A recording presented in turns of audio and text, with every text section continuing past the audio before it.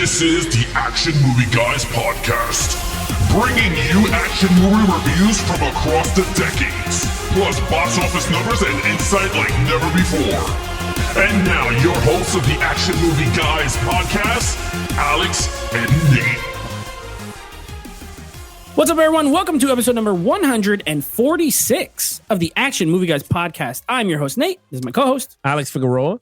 And this week we are beginning our journey into the 80s, right? So we're going through all the decades. Alex, last month we did the 70s. It was a trip, you know? We went down that river, the river of time, and we did a couple 70s movies. We had a good time. I think in a nutshell, we discovered they had really good stories and not a lot of action in the 70s movies. That was the MO of the movies we did, as voted on by you guys, were really good stories, really good actors, and a bunch of not that much action, but still good movies. This month, we're hoping, fingers crossed, for a little bit more action because we're going into the 80s. And the 80s probably is where the action movie really started to boom, I would think, right? Yeah. Like from 80s and 90s, then action movies become more mainstream and popular. So our first one up, a little John Carpenter movie called Escape from New York. Alex, I know you watched this one not too long ago, right? Because you got the 4K. Yeah. So I got the 4K from Europe. It's a UK import, and that's the same one me and you were talking about. It's going to be the same transfer studio canal for the United States version. I saw that, and I rewatched it again for this review on it. So okay, yeah, this was my first time ever watching this all the way through. So wow, I have seen it in bits and pieces. It's one of those movies like it would be like on at like a family member's house or like a friend's house, but I never like just sat down and watched it. So this was, I'm going to say it's a first time watch because the first time I sat down, watched it the whole way through.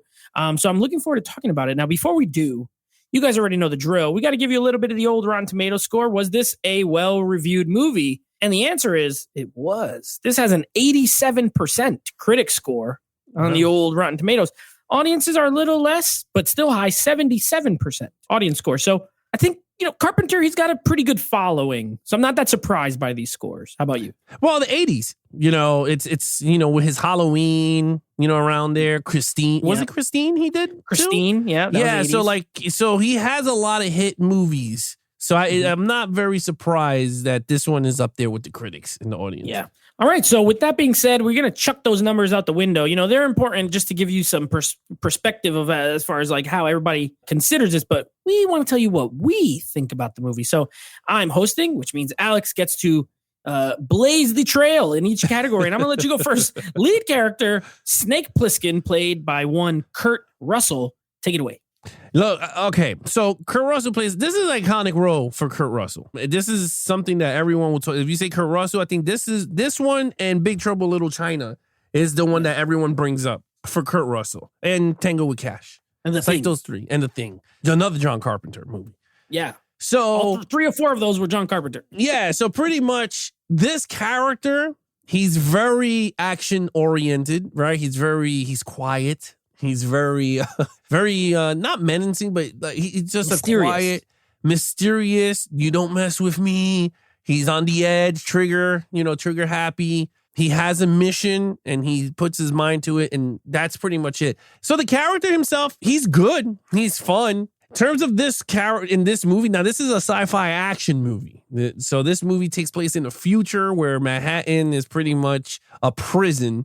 And he has to go in there to get the president. So I'm not giving you the story. I'm giving you a slight storyline, but pretty much that's the premise. And they have to use Snake Plissken to go in and get the president. And he doesn't want to do it, but the only way so he doesn't stay there, he has to get the president out and the stupid cassette for the summit. To be honest with you, it's a great character for the 80s. Does the storyline for me work with this character? It's a little hit or miss with me in this one. Rewatching it, for some reason, I like his mannerisms, to be really honest with you. I think it's really good. I think if you remake this movie with a new Snake Plissken, I think it will work very well.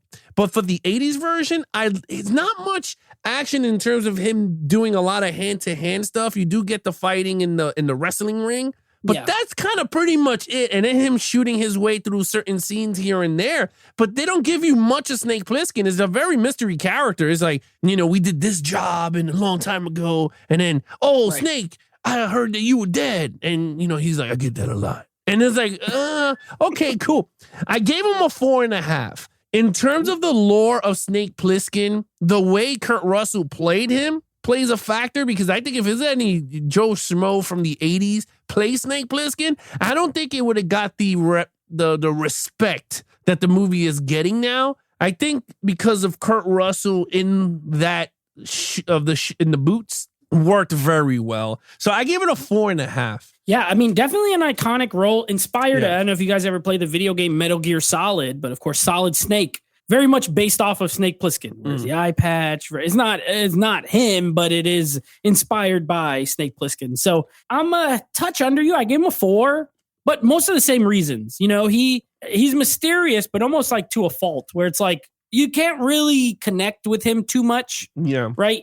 Everything's at arm's length with him. There's no real heavy backstory. Like you know, there'll be mentions. I know him, and I used to know him, and okay, what did he do? How did how did you know him? They don't really get too much into it. You know what this reminded me of? He's kind of like a Western character, right?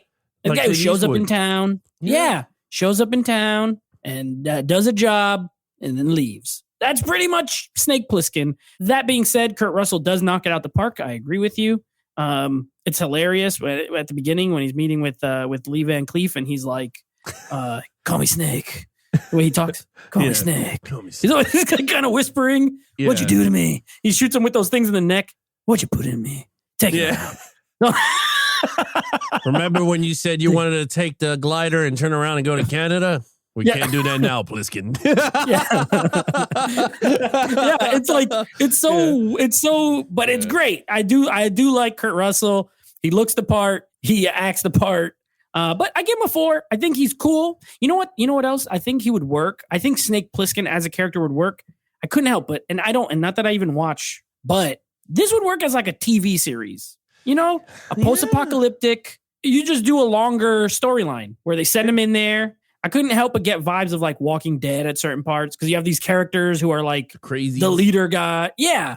And imagine if they like explored that more. You know what I mean? I think it could work. I don't watch a lot of TV, but it seems like something that could be done. You know what? We should write a pilot, me and you. that would be our break into Hollywood. We write Escape from New York, the series. The series. And it has the you gotta make sure you put that 80s music that they don't. Yeah, John Carpenter. John Carpenter. We'll bring him in to do the music, executive produce, and we'll write it, and we'll get someone cool to shoot it, and then we'll be like, do the pilot. I don't know who will play Snake. We'll do fantasy casting. Son. Kurt Russell himself. An older version. Plissken's back. Yeah, we could get Wyatt Russell. Wyatt Russell come in and play Snake Plissken. Anyway, I gave him a 4. You gave him a 4.5. All right, cool. Now, villain, but this is another one where we've been getting these movies a lot lately where they're like, there's villains. There's like everyone's bad. Well, he's in a prison, so I'll let you just go ahead and score it however you want to do it. All right. The villain here is pretty much every prisoner in the island of Manhattan. Now, I will say is that my man Isaac Hayes is the villain in this. Duke. Yeah. number 1. His name is Duke. 2 movies in a row with Isaac Hayes ties, by the way. Shaft and then this one. Oh, that's true. So Duke is the main head guy in this movie, to be honest with you, because he does chase them on the bridge. He does go 1-to-1 with the president of the United States. Yeah. My favorite one, though, to be honest with you, is the dude that goes with the hair. It's so weird. It's so weird. He was just going. And I was like, what the hell is wrong with that guy? No, but gosh. But honestly, there's a lot of, and you're absolutely right. Whether it's a TV show, whether it's a movie, you have a lot of material here to work with where you could do like a Mad Max type of storyline with this, because you could do a lot of different streets have different crazy people, right? Like they had the crazies that came out of the floor when the guy was banging on the sewer. And he goes, hey, what is going on here? And she goes, that's the crazies. They won't do nothing. These are real cigarettes. And all the people on Broadway who literally just stand on the road and throw crap at cars. Yeah. Do nothing else. Then you can have a type of character like Brain, all this stuff. But anyway, the villains actually worked very well for this type of movie. The prisoners, they have different style of prisoners here. Again, it worked. Then you have the villains where they're in the where Pliskin has to fight his way out and the Duke is watching him. So you can see the amount of people there that are really crazy or whatever that were there. And I think could work. Now, the Duke himself, by Isaac Hayes, he was good. He was really good. Doesn't go toe-to-toe with Snake Plissken, but he was very menacing. So with that, I scored him because technically he is the main villain. You don't get to see him much in the movie, but when he is there, you see his presence on why he is Duke A number 1. Like my man... what's his name? What's his name now that plays the president? Donald Pleasance. Donald Pleasance. Hey, number 1. Remember he's shooting him? Hey, Duke. Oh, off the bridge. Hey, yeah, right. Hey, Duke. Hey, number 1. Right? Shooting him up. Anyway. He shot him. I love that scene. It's an awesome scene. I gave the Duke a 4. I think he's a very good villain. A great villain, actually. Not good. He's a great villain for this type of movie. Nate? Yeah, Isaac Hayes has a great presence in this movie. I agree. Yeah, I scored it a 4 because he is the main one, but just the fact that everywhere he turns in this world that he's in is like bad, like people who want to kill him or take stuff from, steal from him, whatever. You know what I mean? Rape the women. Which, by the way, I don't understand why there's any women on this island, because I understand it's prison and it's the only maximum security prison. But some of these women just seem like regular women that they just dropped in there for them or something. It's kind of weird. Like, what did they do to get there? Yeah, this is kind of bizarre. But anyway, also, where do they get their food? Do they airdrop the food? They just eat each other? Yeah, because that was the whole point of the crazies. They were searching for humans at night. Yeah, I mean, I figured some did, but I didn't think everyone did. Like, the Duke, he has a meals. That's what I'm saying. Where do they get him? Maybe they airdrop him in. They didn't explain it all, but that's okay. Yeah. Okay, that's neither here nor there. Villains 4. I think that freaking guy with the hair cracked me up. What is that guy? Why is he like this? I don't understand. He's so weird. He's so weird. Every time he comes on screen, I laughed. I love that guy. Yeah, Isaac Hayes is great. Duke is great. Yeah, I give it a 4. I mean, I think you said it best, and I just I do like that he has to fight his way through hordes of people. You know what I mean? Yeah. That's always fun. It does have Mad Max vibes, except instead of a desert, it's in a city. Also, what's very funny is that he had 22 hours to get the president out, but it was nighttime the whole time. It was night. There's no sun. They're never in the daytime. They're never in the sunlight. Like, it's always nighttime in this prison of Manhattan. But whatever. Yeah, it was good. Okay, so Ford, action. All right, action sequence. There's not much action in this movie.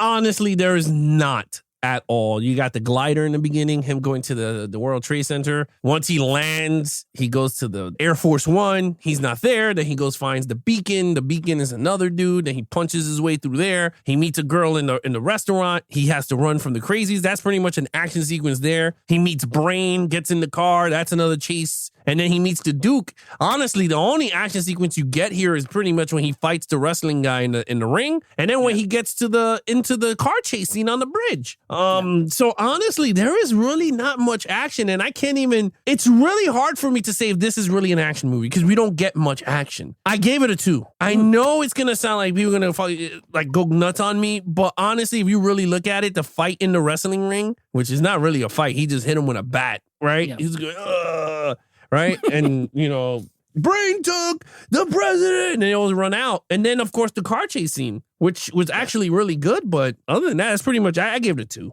You also had at the beginning when the helicopter drops that bomb in the water, blows those guys off the raft. Oh, yeah. And then you see the bodies go flying. You're right. There's not a ton, but I mean, there's some car chasing, there's some foot chasing, there's a couple of hand-to-hand moments, a couple, not a lot, and they're short. And there's some gunplay, and I gave it a 3. I'm not much higher than you. I agree. And also, John Carpenter, he's not what I think of when I ever think of, action movies. Okay? I know he's done a few that have action, like Assault on Precinct 13, can be considered. Vampires? Yeah, vampires, or Ghost of Mars is kind of an action movie, but his strengths are not action, if that makes sense. Shooting action. He's good with characters. He's good with suspense. He's, you know what I mean? And, but I wouldn't say action is his strong suit. So I gave it a 3. That's probably the highest I'll give any John Carpenter movie as far as action, but it was It was okay. There was enough, I guess. The movie's only an hour and 38 minutes or something like that. So it was short. There's not a lot. You're right. It's pretty well done for what it is. I gave it a 3. Okay, storyline.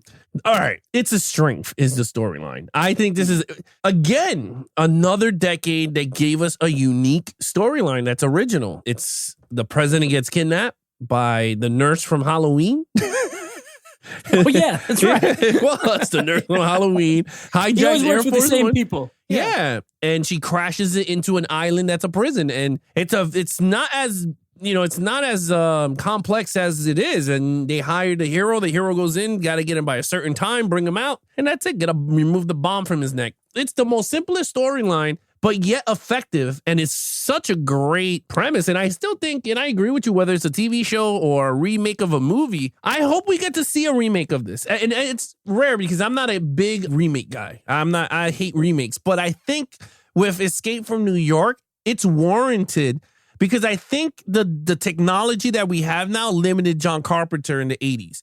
If you understand what I mean, I think he could have did so much more with the technology we have now with Escape from New York. Now, granted, we don't got the 2 World Trade Centers, but I mean, it'll be a cool homage to have it again in the movie, just to pay respects for the building. But then again, we live in a society that people are so muffins that they'll even have a problem with that. So again, I don't mind if they do bring back the World Trade Center for that movie and they do it again. But anyway, I think the storyline is well done. It's very good. The entire cast fit these characters very well. So I gave it a 4 out of a 5. I think it's a great story. Yeah, it's funny because this movie starts off. So the movie was made in 1981, and then it says in 1988 the crime went like 400% higher, and then it's set in 1997. So watching it now, it's 25 years ago, but really it's like 41 years ago that the movie was made. So it's always funny to see like what they thought the future was going to be like in these 80s movies. And it's nothing like 1997 at all. I mean, obviously all the cars are still old, and then like all their little beeps and boops with their little like radar scanners. It just looks like a 1980s little like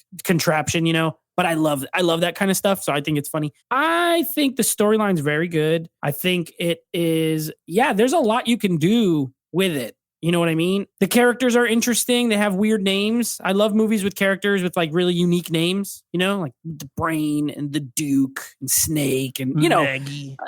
Everyone doesn't have to be named George, Bob, and Will. You know what I mean? So it was good. I like the storyline a lot. It's a good sci-fi premise. It's a good action movie premise, depending on which way you want to go. I dug it. I have the same exact score as you. I gave it a 4 as well. Okay, overall. Overall, I think in the entire package, I think this is a phenomenal movie. I think it's a great movie. Does it still hold up? Depending on where you're looking at it, whether if you're going to think it's like the best thing when you saw it the first time, maybe not. But for me, I think it holds up for me. Not many people will sit down and think this movie will still hold up. Unless you're a fan of these type of movies, then I could see you going, this is a cool movie. But I can't see, like, if you flip the coin, I could see a lot of people not enjoying this movie because they'll say it's slow, there's no action, there's nothing outstanding, out there. But for me, it's great. Now, in terms of the 4K, I'm going to be 100% honest with you. It's not as great as another transfer. So I'm going to let you guys know right now. I have the UK. Me and Nate talked about it. It's the same transfer. It's not as good. I'm going to be honest with you. I think it needed to be helped a bit. But again, everyone has a different TVs and all that. So, take it with a grain of salt. And with that said, I gave it a 4. I think the movie still holds up. I think Kurt Russell is still great in this movie. I love the storyline. I think Donald Pleasance as the president is like really cool. And Isaac Hayes is what made the villain. And every time he got on screen, it was like, boom, bam. It had that funky music in the background. So I thought it worked very well. So I gave it a 4. Yeah, I liked it. I thought it was good. It's a little weird, for me. I didn't like, there's just a lot of weirdness to it. And it might work for some, like Ernest Borgnine was really weird in this. Like, why is he like this? The guy with the hair, why is he like this?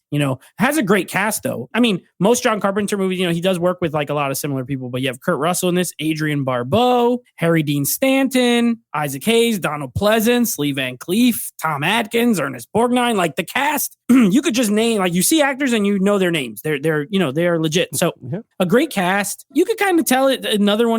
One thing about Carpenter movies is they always have this I don't want to say cheapness to them, but they definitely look like smaller budget movies. You know what I mean? He's very creative. He's very talented. So he works kind of around it. But you could tell this is not like some big budget, studio movie where it was like, I didn't look it up, but I'm sure it's not huge. But there's always this quirkiness to his movies too, that sometimes I like it. Like Big Trouble in Little China. I think it works. Here, I could have done without it. You know what I mean? It's a little goofy. On the whole, I enjoyed it. I gave it a 3.5. I think it's good. I know you said the 4K is not great. I'm probably going to get it. I liked it. I would like to rewatch it in like a couple of months. But upon like first full viewing, it was good. I thought it was really good. 7 out of 10. But yeah, so 3.5 for me. So what's your total points? My total points is, if I'm reading it right, is a 18.5. Well, the cool thing is that the narrator in the beginning is Jamie Lee Curtis. She's the narrator. I didn't know that. Voice. Yeah. See? Yeah. There you go. Jamie Lee Curtis. I didn't know that, but now there you go. I have an 18.5 as well. We have the same exact score. We have the same exact total score. 18.5. Yeah. A good solid start to the 80s, but I'm hoping for more. Now I do think next week. So next week we're going to be reviewing, of course, continuing with the Bourne movies. We got the Bourne Ultimatum. Looking forward to it, but I'm looking forward to our 80s movie for next week because I watched this, I want to say 4 years ago. And the 4 years ago that I watched it was my first time watching it. I'm pretty sure I loved it. It's a little movie starring Patrick Swayze called Roadhouse. And we're going to be checking out Roadhouse. So I'm looking forward to rewatching it because I remember some real crazy stuff happening in that movie. And I know Sam Elliott's in it and I love that guy. He just looks like whiskey to me. Like if whiskey was a man, Sam Elliott. So next week, Bourne Ultimatum, Roadhouse. So keep an eye out for those. Yeah, it's funny. I never seen Roadhouse. Really? Yeah, first time. Oh shoot! Now I'm even more excited. Wait till you see. I always thought it was a chick flick because of the poster. It's like Patrick Swayze with the jeans. Bro, I promise you, it's not a chick flick. Wait till you see. I think you're gonna love it. Possibly. Okay. We'll see. I don't want to hype it up, but there's a good chance. All right, there you have it, guys. If you want to follow us on our social media accounts, please follow Nate over on Instagram at NateFlix Reviews. Check out the podcast with him and his friends called NateFlix Movie Reviews. Anything action movie, guys, you can head over to youtube.com/Ultra HD Geeks for the video version of the podcast. If you guys want to follow us on our audio version of the podcast, you can find us on Apple Podcasts, Stitcher, Spotify, and TuneIn Radio. Search for Action Movie Guys there and then auto download, leave some ratings. Other than that, I'm your host, Alex Figueroa, and that is Nate from NateFlix Reviews. Be awesome to each other and geek out.